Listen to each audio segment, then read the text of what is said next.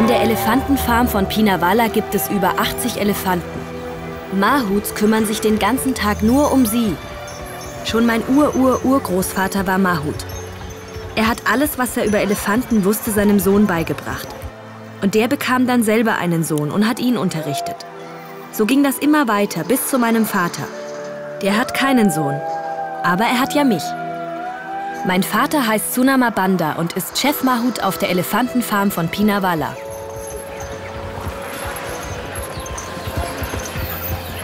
Pienawala war früher ein Waisenhaus für kleine, verletzte Elefanten.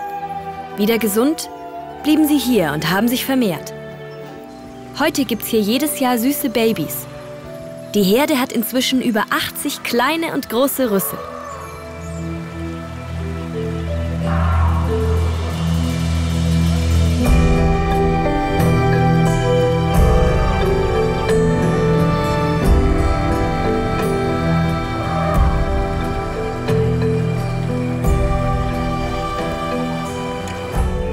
Und jetzt seid ihr dran. Singt ihr was für mich? Du kennst doch sicher ein schönes Lied. Mein Name ist Chandani und das hier sind meine Schwestern. Wir sind zu Hause 4 Mädchen. Aber keine meiner Schwestern liebt Elefanten so sehr wie ich. Ich möchte Mahut werden, wie mein Vater.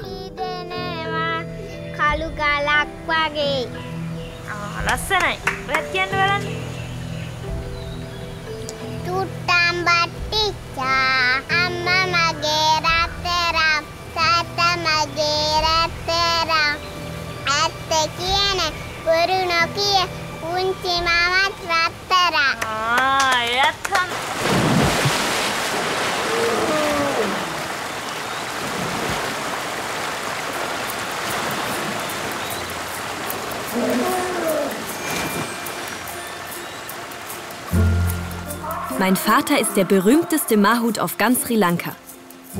Wie oft habe ich ihn schon gefragt, wann er mir endlich zeigt, wie das alles geht mit den Elefanten.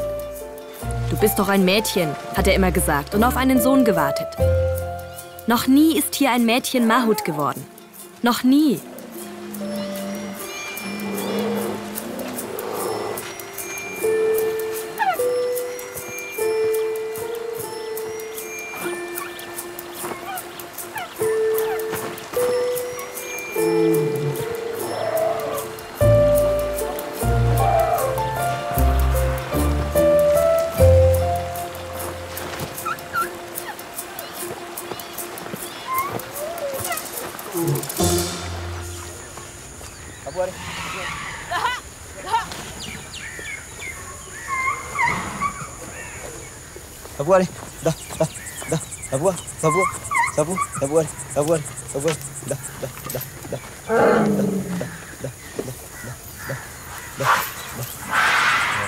Jahrelang ging das so.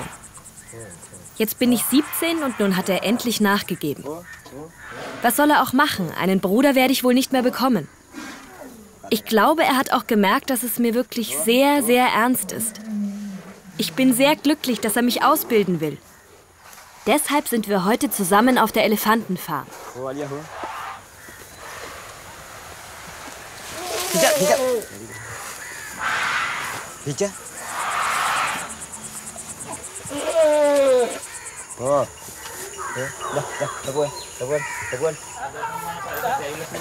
Die Mahuts tun so, als würden sie mich gar nicht sehen. Keiner redet mit mir, sie beachten mich gar nicht. Sie halten ihren Beruf für Männersache.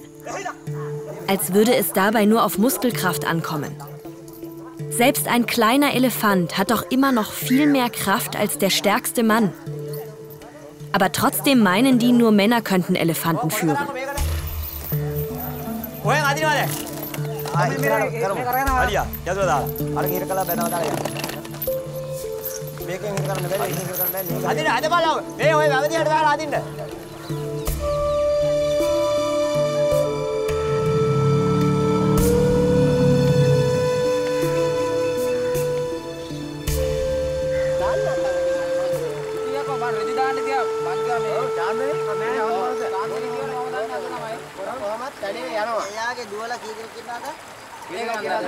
Kaum bin ich weg, fängt das Gerede an. Wo wir denn hinkämen, wenn Frauen plötzlich was mit Elefanten zu tun hätten. Und dass ich ja nur hier sein durfte, weil mein Vater der Boss ist. Nur solche Sprüche. Klar trauen sie mir zu, einen Elefanten zu führen. Aber wenn er an einen Baum angekettet ist, sagen sie. Toller Witz.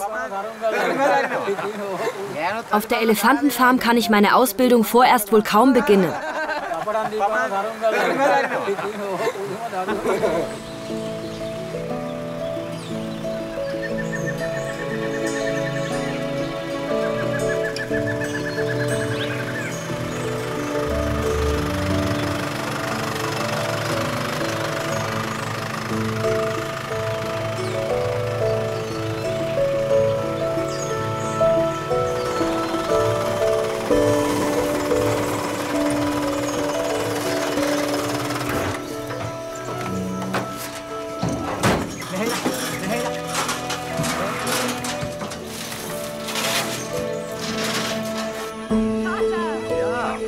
Einen Elefanten gekauft. Wirklich?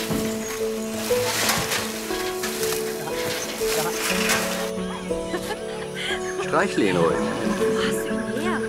Gehört er wirklich mir? Ja, er ist noch nicht gezähmt. Na du? Na, mein Kleiner? Wir bringen ihn nach Hause. Oh ja. Er mag dich. Die Kleinen werden sich freuen. Ganz sicher. Die werden ihn süß finden. Er gehört mir. Den habe ich deiner Schwester gekauft. Seht mal, er hat euch Blumen mitgebracht. Seht ihr? Nein, das ist Ein nicht richtiger Gentleman. Vorsicht, sonst frisst er uns noch So den ein ganzen netter Garten leer. kleiner Elefant. Der süßeste Elefant der Welt Komm, wir bist gehen du. rüber. Ah, der ist süß, Oh, was? der süß. Langsam. Darf ich den mal streicheln? Guck mal, wie schnuckelig klein. Ein Elefant nur für mich. Ich kann mein Glück überhaupt nicht fassen. Was für eine Überraschung. Alle in der Familie sind glücklich und begrüßen ihn. Und er ist auch glücklich. So viele Bananen auf einmal hat er bestimmt schon lange nicht mehr bekommen.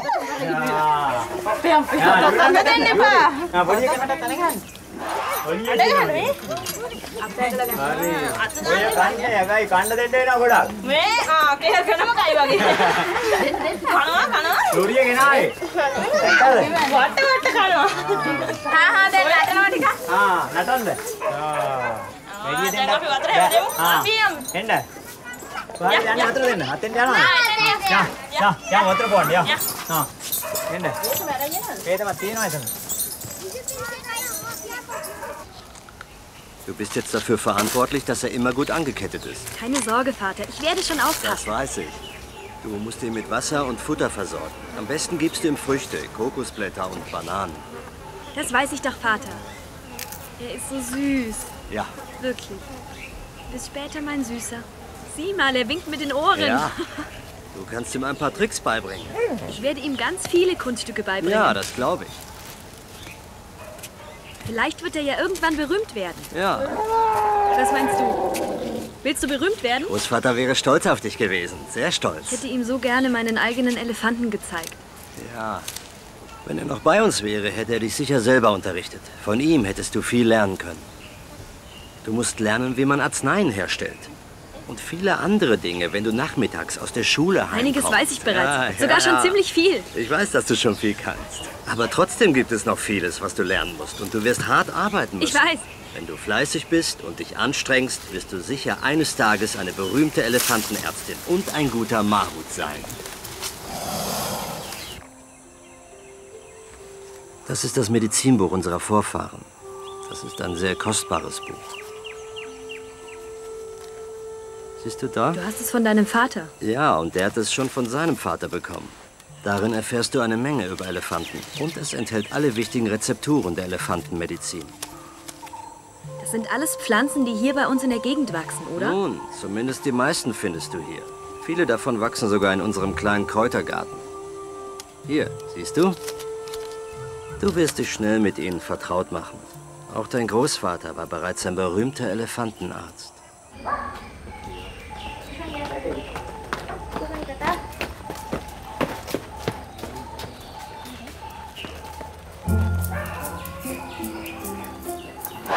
Jetzt habe ich also wirklich einen eigenen Elefanten. Ich habe ihn Kandula genannt.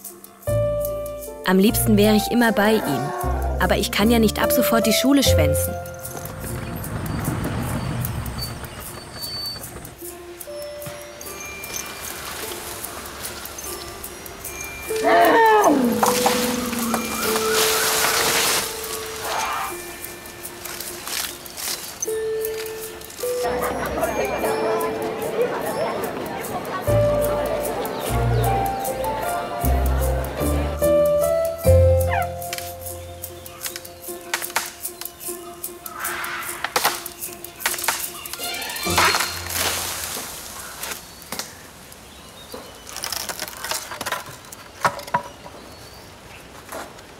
අපෝ අපින් ගන්නවා ආයතන.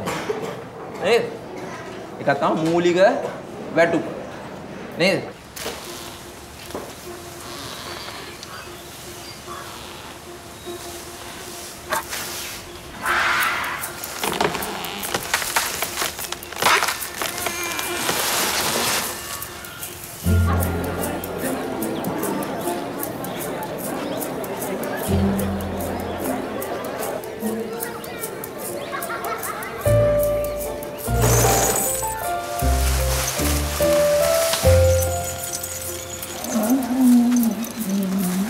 ආයෙ කරන්න පුළුවන්.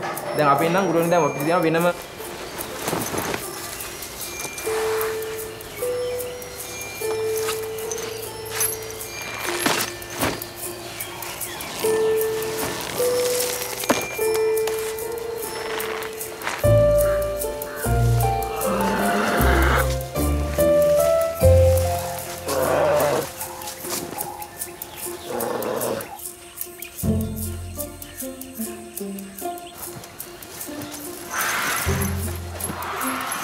Ich ahne nichts Böses, aber kann sich jemand vorstellen, was mein Vater zu dieser Bescherung sagt?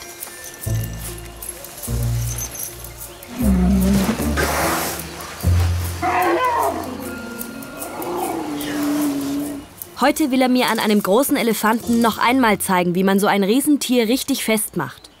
Siehst du, so musst du ihn anketten. Ja. Und dann schließt du die Ketten zusammen. Ja. Ich zeig dir noch mal, wie man das macht. So, Verstehe. hier rein und dann durchziehen.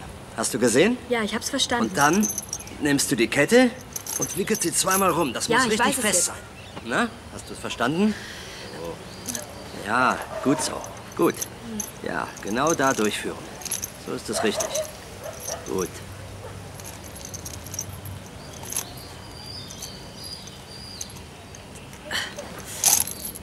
Sehr gut. Perfekt. So, und übt das regelmäßig Ja. mit Cannula, ja?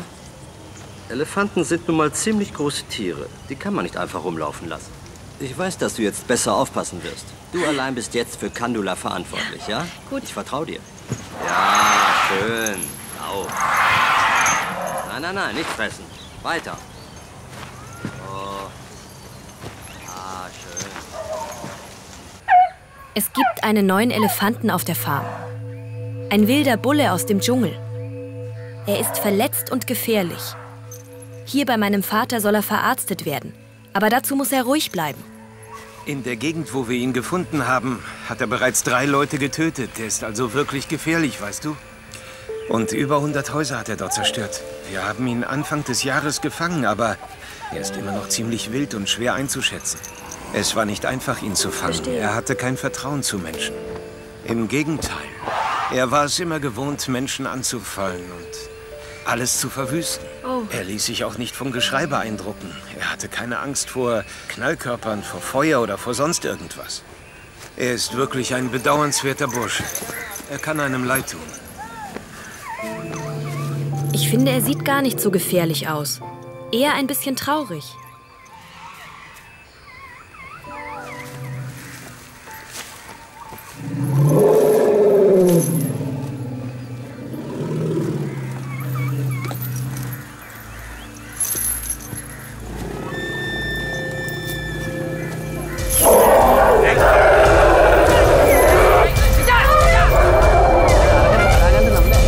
Der wilde Elefant hat eine der Ketten zerrissen. Wir brauchen hier mehr Mahuts. Und haltet die Touristen fern. Nein, wir versuchen ihn wieder anzunehmen.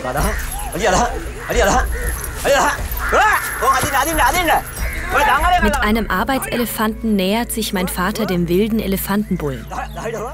Er will ihn zu den Mahuts treiben und die sollen ihn wieder anketten. Erst dann kann der Tierarzt ihn gefahrlos behandeln.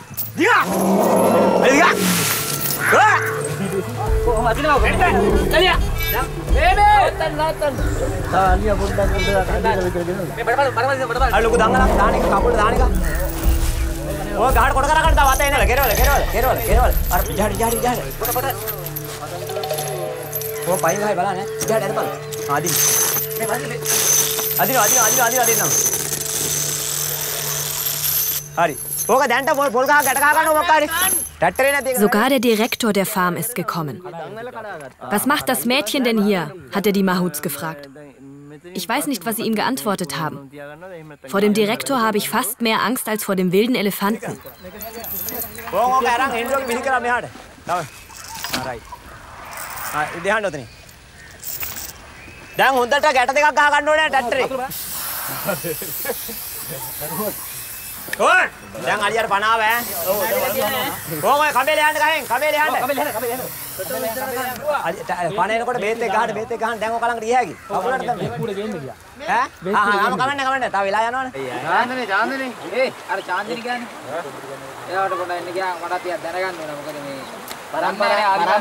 Gerade wenn so etwas Besonderes passiert, sitzen die Mahuts gerne abends beisammen und trinken.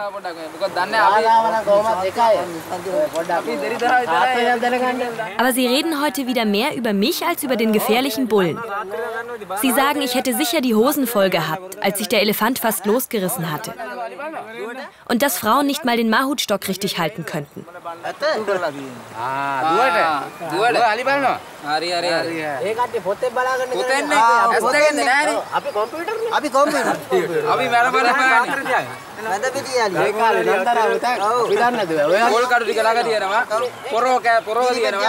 Aber andererseits hätten sie vielleicht doch nichts dagegen, wenn ich Mahut werde. Immerhin würde ich ja wohl sicher nichts von ihrem Schnaps trinken wollen.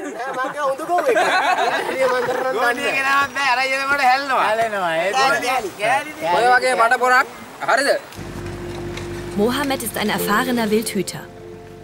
Er arbeitet im Nationalpark von Udawalawe. Heute nimmt er mich mit dorthin. So ein großer Nationalpark mit so vielen Tieren ist schon noch mal was anderes als die Elefantenfarm meines Vaters.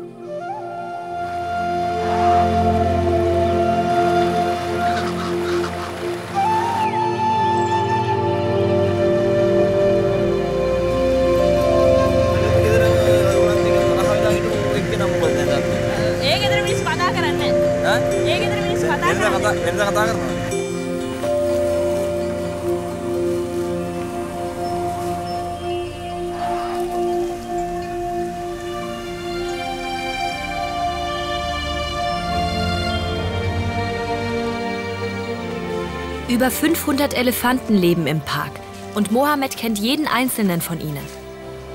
Schon sein Vater war erst Mahut und später Wildhüter. Das erinnert mich an meine eigene Familie. Mir scheint, Mohammed liebt Elefanten genauso sehr wie ich.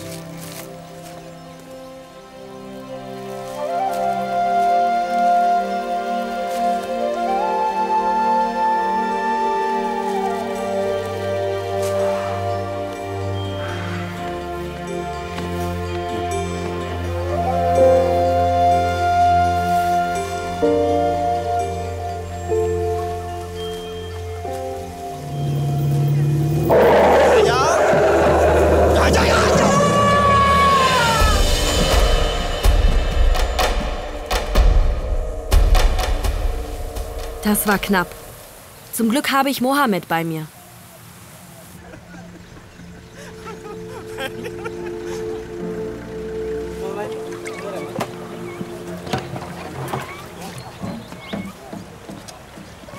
Am Rande des riesigen Nationalparks liegt heute die Krankenstation für Elefanten. Kleine, verletzte Elefantenkinder aus dem ganzen Land werden hierher gebracht. Alleine könnten sie nicht überleben. Ihre Herde hat sie zurückgelassen oder ihre Eltern sind tot.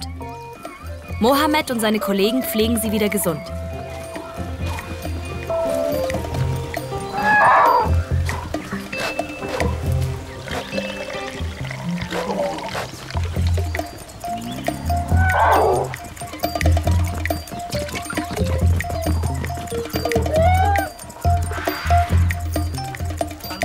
Natürlich kriegt keiner jemals genug.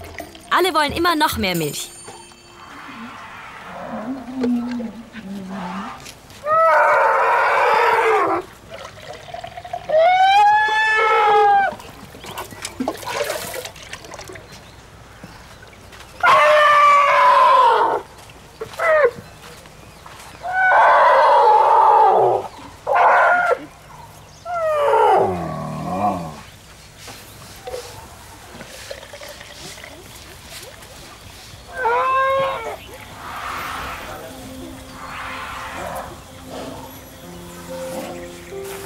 Diese Babys sind erst wenige Wochen alt.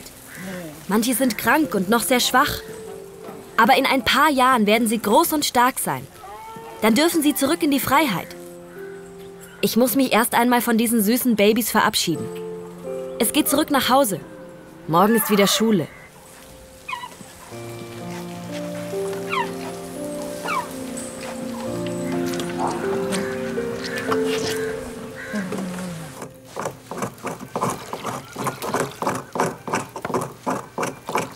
Wir sind spät dran mit dem Kochen. Ach, das macht doch nichts. Es wird schon alles fertig. Reib die 2 noch, dann reicht es. Okay.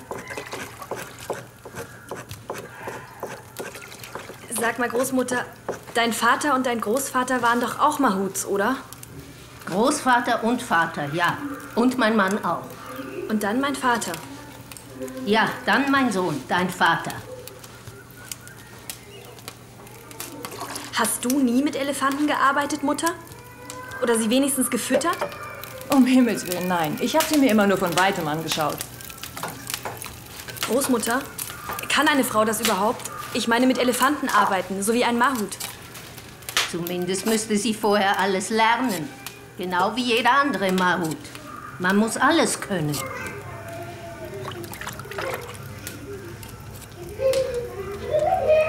Man muss die Elefanten baden und ihnen die Haut schrubben. Die Haut schrubbt man mit einer Kokosnussschale. Und man muss sie anketten. Dabei darf man keinen Fehler machen. Willst du das wirklich alles lernen? Da gibt es viel, was man können muss. Ah. Glaubst du wirklich, dass du das alles schaffen wirst? Das ist ein schwerer Beruf. Ich schaffe das. Ist es nicht so gefährlich für ein Mädchen? Sie schafft das schon. Ich kann ihn füttern. Und ich kann auch sonst für ihn sorgen. Ich kann das. Und sonst kann mein Vater mir zeigen, wie man das macht. Oder meint ihr, man bekommt Ärger, wenn man als Frau mit einem Elefanten auf der Straße unterwegs ist? Nein, nein. Frauen können das auch.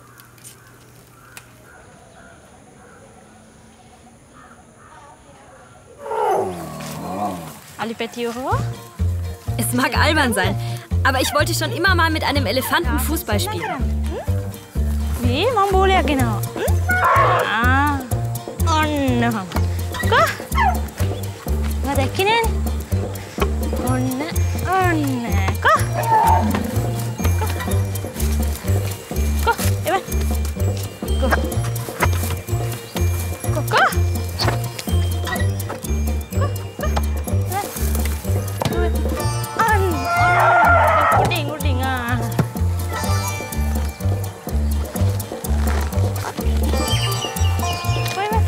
Boleh kana mani.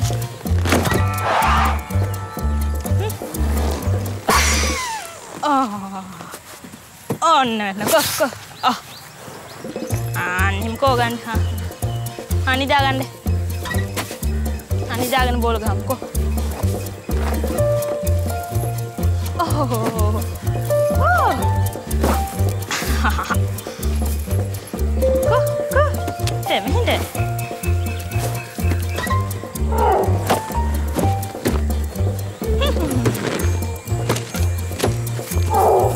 Oh. Evan.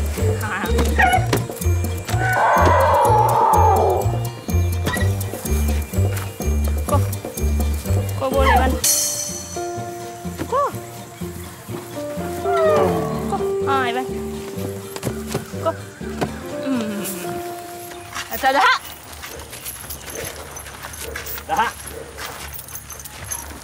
Dah.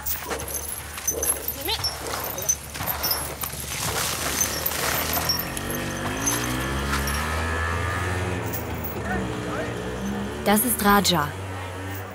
Raja ist der größte und älteste Elefant auf der Elefantenfarm von Pinavala. Er ist über 80 Jahre alt. Ein richtiger Opa. Und leider auch schon blind. Aber ich finde, mit seinen riesigen, wunderbaren Stoßzähnen ist er der schönste Elefant weit und breit. Ich werde ihn besonders gründlich waschen.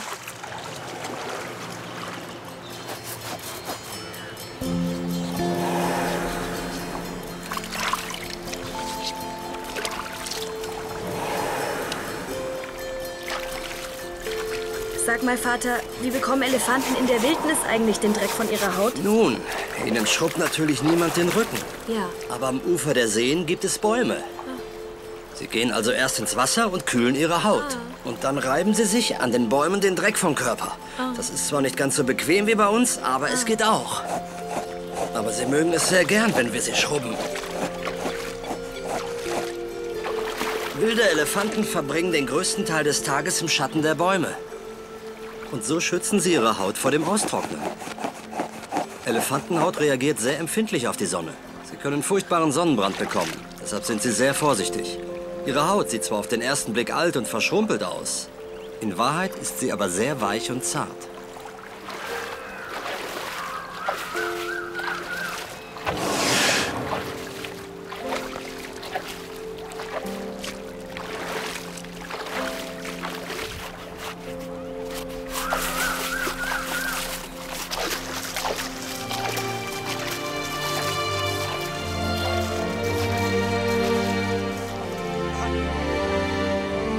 In den nächsten Monaten gibt mir mein Vater weiter Unterricht. Darüber bin ich sehr froh, aber es ist auch sehr anstrengend. Oft gelingen mir die einfachsten Sachen nicht. Und an manchen Tagen habe ich das Gefühl, ich hätte gar nichts gelernt.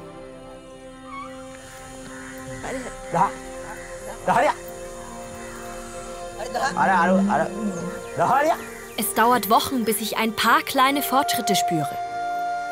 Mit Elefanten braucht man unendlich viel Geduld. Mein Vater nimmt mich jetzt auch öfter mit auf die Farm. Die Mahuts sind nicht so glücklich darüber.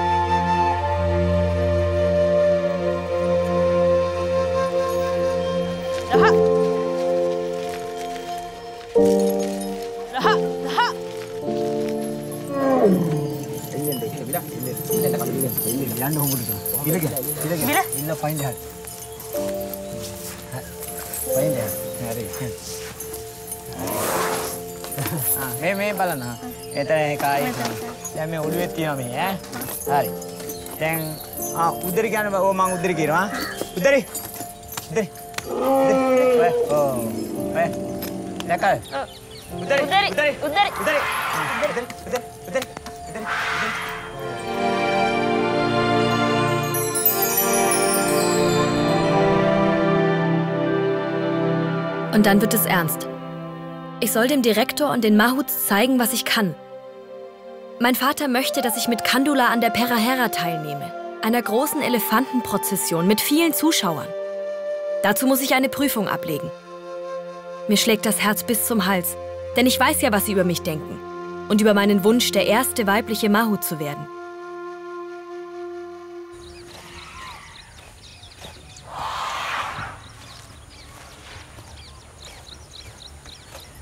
Ah, du brauchst nicht nervös zu sein. Nein. Zeig ihnen einfach, was du kannst.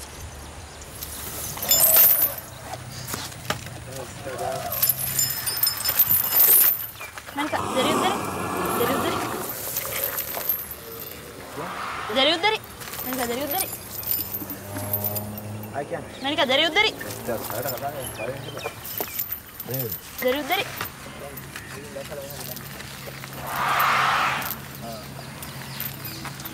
Udari, Manika, udari. Bila. Manika, bila. Manika, bila. Bila. Bila. Bila. Bila. Bila. Bila. Bila. Manika, bila. Tidak. Tidak.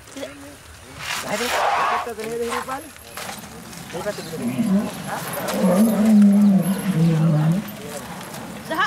Manika, daha. Daha. Dari. Dari. Manika, dari. Dari. Dari. Dari. Dari mehe daha. Dari daha. Daha. Dari. Dari. Manika, dari. Daha. Manika, daha. Das war sehr gut. Du hast sehr gut gearbeitet. Meinst du, sie ist Sie soweit? hat alles richtig gemacht. Ja, das hat sie. Das war wirklich gut. Man sieht, dass du fleißig geübt hast.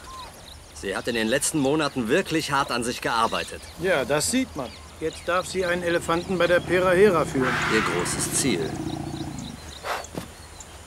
Du hast viel von deinem Vater gelernt, Chandani. Also wirklich. Du bist jetzt gut genug, um bei der Perahera einen Elefanten zu führen. Also herzlichen Glückwunsch. Vielen Dank. Ich weiß natürlich, dass ich noch viel lernen muss. Und ich würde sehr gerne hier im Gehege weiterlernen. Zurzeit haben wir leider keine freie Stelle. Aber du kannst gerne auch weiterhin in den Stellen bei der Arbeit mit den Elefanten helfen. Also viel Glück bei der Perahera. Für uns Buddhisten ist jede Vollmondnacht ein Feiertag. Doch heute ist Perahera, die wichtigste Vollmondnacht des Jahres. Bei dieser Prozession tragen die großen Elefanten das wertvollste Heiligtum des Tempels auf ihrem Rücken. Alle Elefanten sind aufwendig geschmückt. Es gibt Tänzer, Sänger und Trommler. Und all die Zuschauer.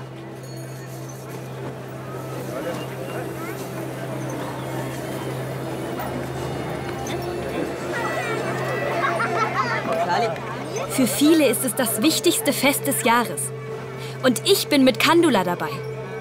Das erste Mädchen in der Geschichte des Landes, das bei der Perahera als Mahut mitgehen darf. Wenn ich das geschafft habe, dann werde ich es auch schaffen, irgendwann den Posten meines Vaters zu übernehmen. Heute traue ich mir alles zu.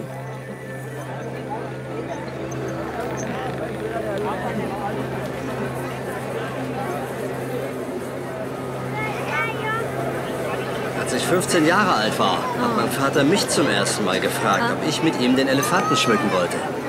Da wusste ich, er würde mich zur Perahera mitnehmen. Da warst du ein Mahut. Ja. Da warst du sicher sehr stolz. Ja, sehr stolz. Kandula ist überhaupt nicht aufgeregt. Er scheint sich richtig zu freuen. Kann er ja allein zur Perahera Nein. gehen. Er braucht gar keinen Mahut. Nein, besser nicht.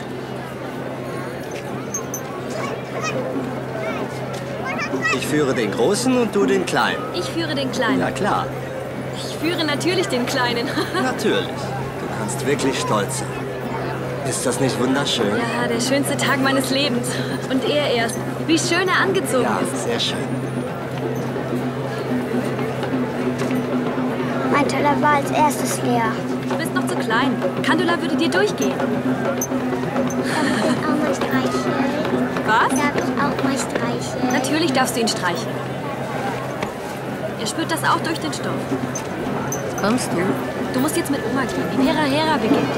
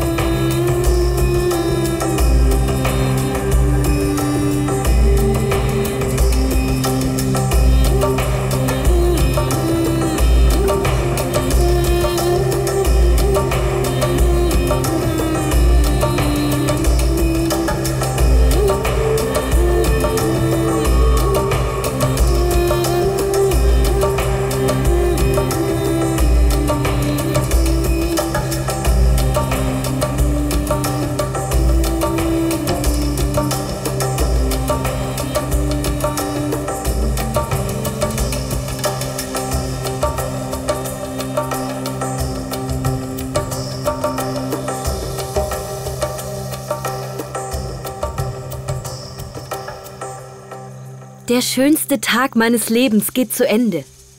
Doch zu Hause bahnt sich etwas sehr Trauriges an. Und ausgerechnet Mohammed ist der Unglücksbote. Ich habe dich um dieses Treffen gebeten, weil ich dich etwas fragen muss. Ich habe gehört, du hast einen jungen Elefanten bei dir zu Hause.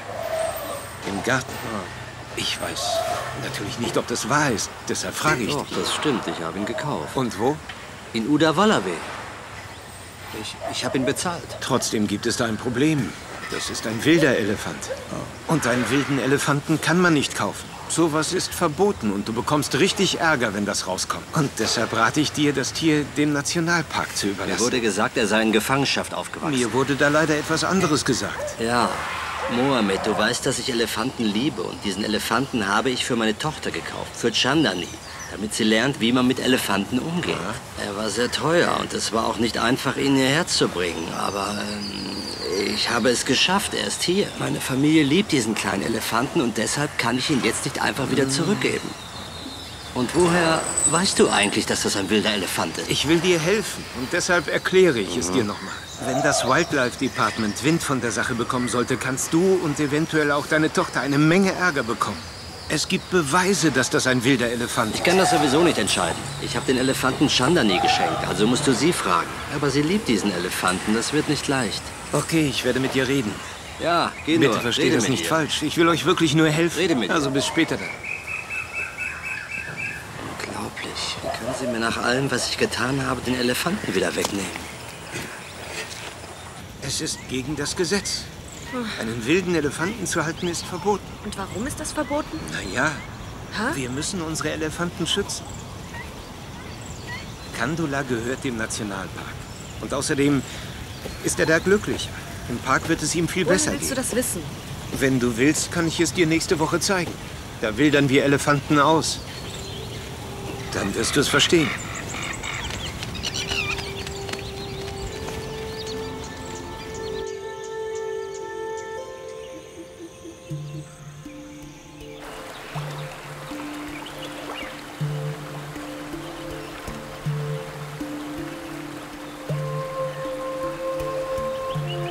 Es wird nur Kandula. Sie wollen dich fortbringen. Ich bin so traurig. Wir haben uns doch gerade aneinander gewöhnt.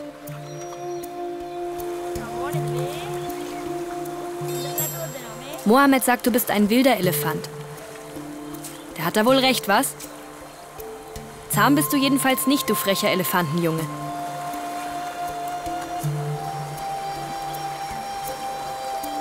Er sagt, dort hast du es besser. Ich weiß nicht. Was meinst denn du, Kandula?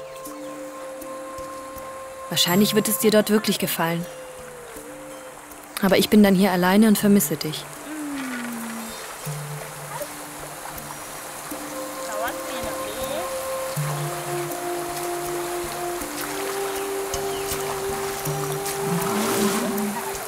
Ja, auch deine Späße werde ich vermissen.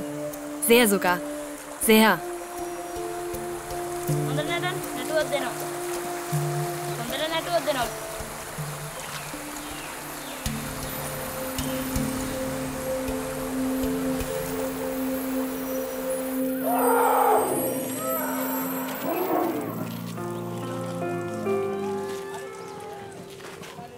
Ganz früh sind wir am nächsten Morgen in der Krankenstation des Nationalparks. Alle hier sind sehr aufgeregt, sogar die Elefanten. Heute ist ein ganz besonderer Tag.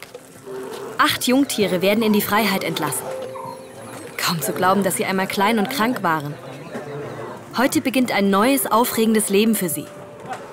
Das ist sehr schön und lässt mich meine Traurigkeit erst einmal vergessen.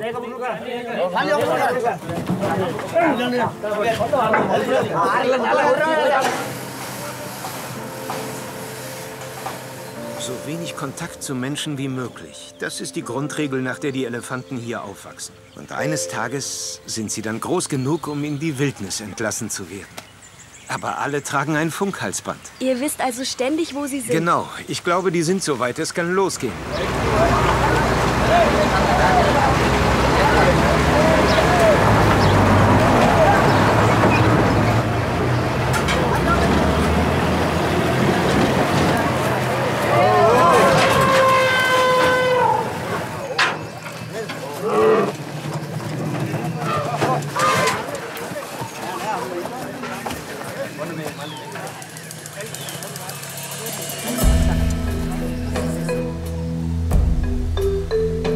Diese Tiere sind jetzt frei. Sie können wieder auf Wanderschaft gehen, sich einer Herde anschließen und später selbst eine Familie gründen. So leben, wie Elefanten leben sollten. Hier im wunderschönen Nationalpark.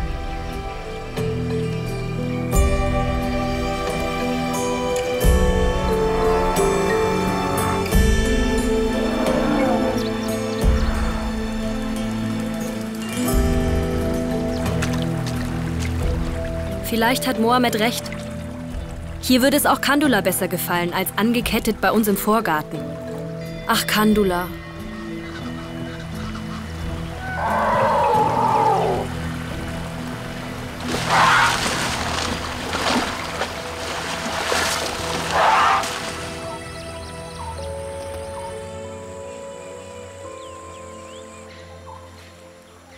Mohammed und die Wildhüter haben in der Nähe des Nationalparks ein von seiner Herde zurückgelassenes Elefantenbaby gefunden. Das Tier ist sehr krank. Fast wäre es gestorben. Es braucht schnelle Hilfe. Ich bin so froh, dass wir es retten konnten.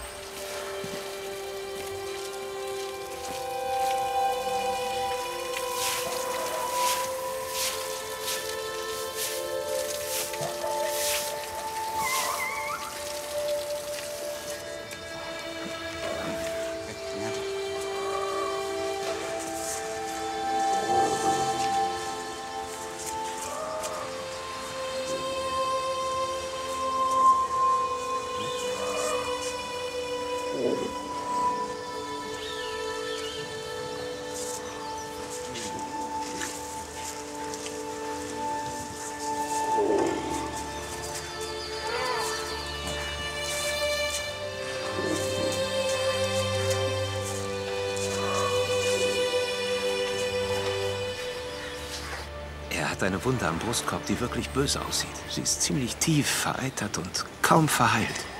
Darüber hinaus hat er vermutlich eine heftige Wundinfektion, wahrscheinlich schon länger. Deshalb das Fiebermittel. Genau. Wir mussten ihm schnell was Weil geben. er schon so schwach war. Genau. Du hast ja gesehen, als wir ihm die Spritze gegeben haben, wie schlecht es ihm ging. Ich weiß nicht, ob er eine große Chance haben wird. Tja, ich schätze seine Überlebenschancen auf etwa 50%. Und das, obwohl wir die besten Leute haben und alles für ihn getan wird. Eine bessere Behandlung würde er nirgendwo finden. Er liegt uns wirklich am Herzen. Wir werden alles tun, um ihm zu helfen. Wir tun, was möglich ist. Ja, das weiß ich. Ich hoffe nur, dass er nicht allzu viel leiden muss. Vielleicht möchtest du ja deine Ausbildung hier bei uns fortsetzen. Wenn sie dich auf der Elefantenfarm nicht als Mahut wollen, könntest du doch gut hier das verwundete Baby pflegen, oder? Das wäre toll. Das würde ich unwahrscheinlich gerne tun. Vielen Dank, wenn das ginge. Das wäre einfach wundervoll. Dann besprich das doch einfach mal mit deinem Vater. Auch wenn du viel bei ihm gelernt hast. Bei uns kannst du auch viel lernen. Hier arbeiten? Helfen, dass ihr gesund werdet und bald freie, wilde Elefanten seid? Wie gerne würde ich das tun.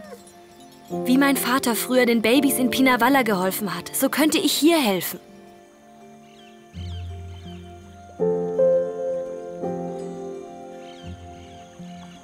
Ich bin sicher, es ist besser so. Ja. Besser für Kandula. Und auch besser für uns, Vater. Vielleicht hast du ja recht. Übrigens, erinnerst du dich noch an das Medizinbuch? Das von Großvater? Ja, genau das von Großvater. Das Buch kann dir bei deiner weiteren Ausbildung sehr nützlich sein. Ja. Deshalb schenke ich es dir. Danke, Vater.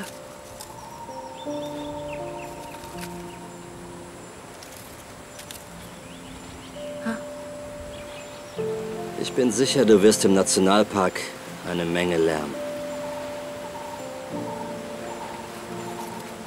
Das ist ein wunderschönes Buch. Warte, ich helfe dir. Du musst das Buch später einmal an deine Kinder weitergeben. Also pass gut auf das Buch auf. Es ist sehr kostbar. Jetzt gehört es dir. Meiner Tochter Chandani. Du hast sehr viel gelernt. Ich bin sehr stolz auf dich. Sehr stolz. Du und ich, wir werden dem ganzen Land beweisen, dass auch eine Frau, dass meine Tochter die Arbeit eines Mahut verrichten kann.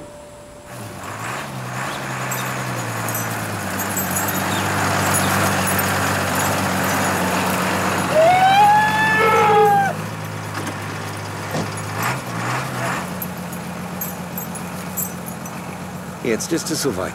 Kandula kehrt in den Dschungel zurück. Sein Aufenthalt hier ist zu Ende. Kleiner Clown, du machst jetzt eine lange Reise. Hm?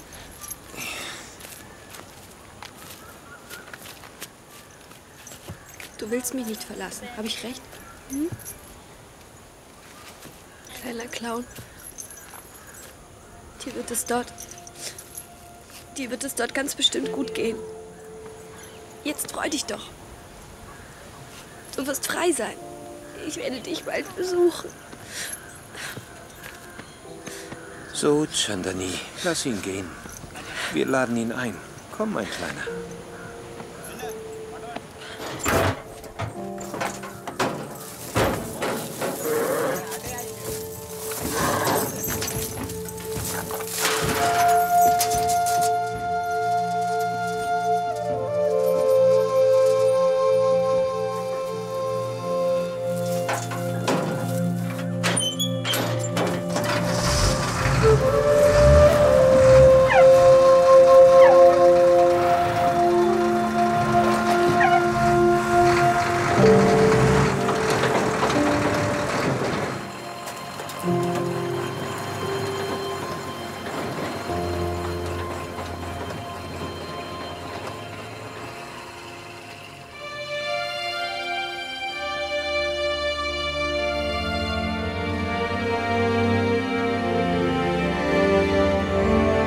Ich weiß nicht, ob er sich noch lange an mich erinnern wird, aber ich weiß, dass ich ihn nie, nie, nie vergessen werde. Solange ich lebe.